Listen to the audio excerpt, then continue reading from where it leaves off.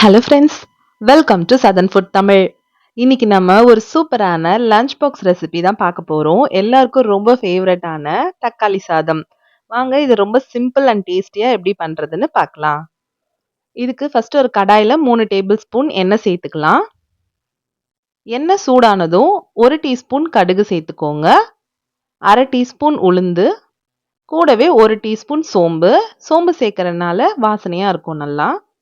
இதெல்லாம் பொரிஞ்ச உடனே 6 பல் பூண்டை இந்த மாதிரி தட்டி சேர்த்துக்கோங்க.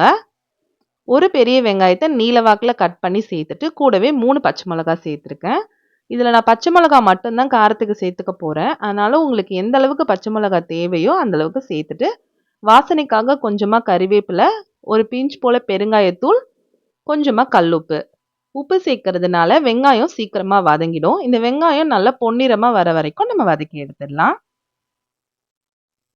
இப்போ வெங்காயம் நல்லா வதங்கிடுச்சு. இது கூட நான் ஒரு 3 மீடியம் சைஸ் தக்காளி சேர்த்துட்டு ஒரு 1/2 டீஸ்பூன் மஞ்சள் தூள் சேர்த்துக்கிறேன்.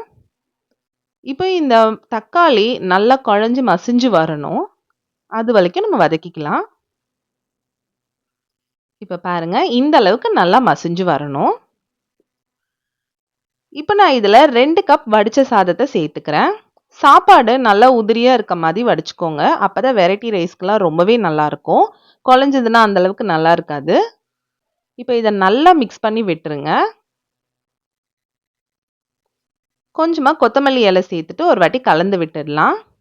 இந்த ஸ்டேஜில் உங்களுக்கு உப்பு செக் பண்ணிவிட்டு எந்த கம்மியாக இருந்ததுன்னா கொஞ்சமாக சேர்த்துக்கோங்க.